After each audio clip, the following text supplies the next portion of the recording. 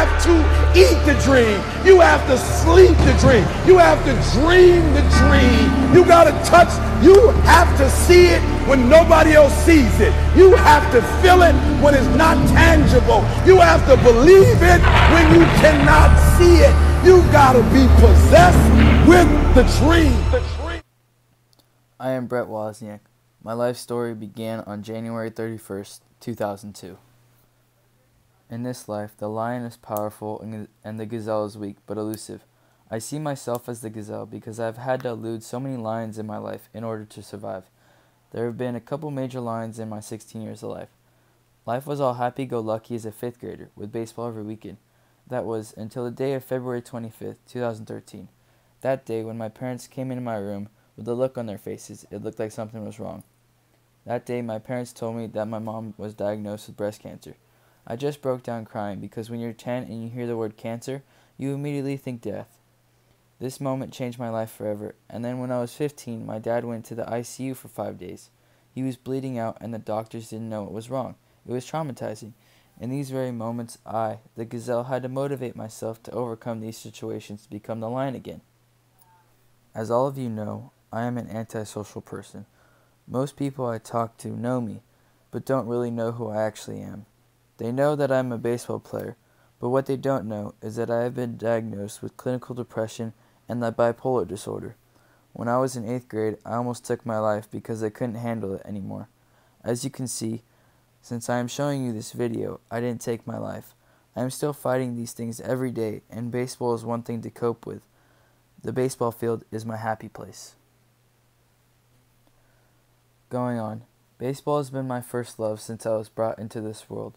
The dream started when I was 3 years old. At 3 years old, I fell in love with the game of baseball, Adam Kennedy, Vladimir Guerrero, and the Anaheim Angels. I was the kid that visualized the moment of hitting a walk-off home run in the bottom of the ninth, imitating my favorite players, while playing wiffle ball with my dad. It took some time for me to start actually making contact with the ball, but that one day, in the middle of July, I made contact with the ball. For me, I never forgot that moment, because that is the moment I fell in love.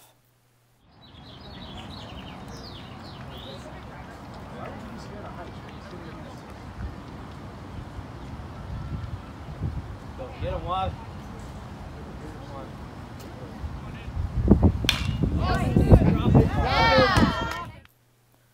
In my head, I always say to myself, do I want to die with a living legacy, or do I want to live trying to please everyone in life? I want to live my dream. I don't need my friends to live my dream. I don't need my family members to leave my dream. I am the only one that's got the power to make my dream come true. No one else, just me. In life, sometimes it takes a village to help you become who you are. Yes, you can say that your parents are your most influential people in your life, but when you hit high school, you have to expand your horizons. At a very young age, I knew who I wanted to be and who my idols were. There have been so many people that have made important impacts on my life, especially in sports. First and foremost, one of the most influential people in my life that I have never met, just have watched him throughout the years from afar, is Tim Tebow. Tim Tebow was one of the greatest college football players to ever play the game. He had a stint in the NFL, and now he is pursuing another childhood dream of his by playing Major League Baseball. In college, Tebow's fire and intensity, and just the way he respected the game, put me in awe. I fell in love. Before he even got to the national championship game, a few weeks earlier, he and the Gators lost to Ole Miss. After the loss to Ole Miss, he held a press conference and stated, I'm sorry. Extremely sorry. You know, we were hoping for an undefeated season. That was my goal. Something Florida's never done here. But I promise you one thing. A lot of good will come out of this. You have never seen any player in the entire country play as hard as I will play the rest of the season, and you never see someone push the rest of the team as hard as I will push everybody the rest of the season. And you never see a team play harder than we will the rest of this season. God bless. It was a speech heard around the world. You knew in your heart Tebow wasn't going to let the Gators lose again. According to star wide receiver Riley Cooper, Tebow was and is the type of guy to take action in the rough times and to take responsibility for his team's faults. It was a time of adversity, and Tebow saw it as a time to make a promise and to keep it for the fans of Gator Nation. In my freshman year, I was in the same situation as the leader of our team. We were 3-3 to begin the season. I had to look myself in the mirror and had to figure out in a short amount of time what I really wanted. I had to take action for our terrible start. I had to get this team back on track in the face of adversity. I made a promise to my team that for the rest of the season we would not lose. We ended up going on to win the next 17 out of 18 games. At the end of the season, we ended up 20-4 and league champions. Tebow influenced me to make that decision in becoming a leader of my team and taking responsibility for a rough start.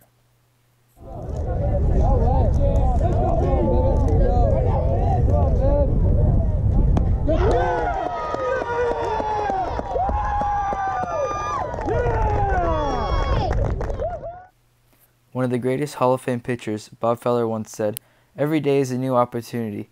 You can build on yesterday's success or put its failures behind and start over again. That's the way life is, with a new game every day, and that's the way baseball is." For me, that is how I like to go about life with all my shortcomings, such as being judgmental, very opinionated at times, and when I get really anxious at times. Going back to the dream. Being a Major League Baseball player has been my dream since I was 4 years old. I have given my blood, sweat, and my tears to this game for 12 years so far. It's been 12 years of some ups and downs and some of the most exciting times of my life. At points along the way, I have wanted to give up the dream, but my parents and coaches were there and told me not to, which I thank them every day. As much as I don't like listening to my parents, most of the time they are right. Sometimes they get on my nerves, but they are just doing it to push me to be a better person and a better baseball player. Playing at the University of Florida is one of my dreams, but also playing for my country, the United States of America, is also one of my dreams. As Herb Brooks once said, "The name on the front is a hell of a lot more important than the name on the back." I want to be able to play for my country and wear those 3 letters on my chest. I want to represent my country, and I know how hard it is to make that happen. This dream of mine takes dedication and no days off. As of right now, my motivation and inspiration is Jose Fernandez. Jose Fernandez made me realize that you can't take life for granted, and you have to make every moment count. When I was down, he helped me fall in love with the game of baseball again. He also helped fuel the fire inside me again to keep chasing my dream of becoming a major leaguer. Throughout life, he will stay my motivation and inspiration to play the game I love, and I need you to find inspiration for whatever you want to do in life. It's a you and you like this. It's a you and you know it. Ain't that just the point? You don't know how to let go. Said this must be all or nothing. Every time I watched Jose Fernandez step on that mound and pitch, I gained more and more confidence in myself because every time I strive to be as good as him. His passion for the game and his fire and his will to win will always inspire me to be the greatest pitcher I can be. This year, I chose to wear number 16 in high school. That will be my number the next 2 years because he is my inspiration. His legacy to me will live on forever. He will always be in my heart, and I will play for him as long as I keep playing the beautiful game of baseball. This season, I found a new inspiration, Brent Dillard. He has been my inspiration all year long. Even with his disabilities, he still always finds a way to play the game he loves. He's like a brother to me, not just a teammate. His love for the game will always have an impact on me for the rest of my life. I know I'm getting deep on you, but you need to hear it. I am not going to see you give up on something you love because someone got in your head or you didn't believe in yourself, because trust me, I have seen too many people do that, and I almost did it to myself. In baseball, I am glad I didn't give up either, because every time I stepped on that mound, I was reminded why I loved the game and why I chose not to give up on myself. When you find that motivation you were looking for, use that fire to drive you, not distract you. I want you to find that reason, the reason why you do the thing you love, and the reason why you are on this earth. Thank you for listening to my life story.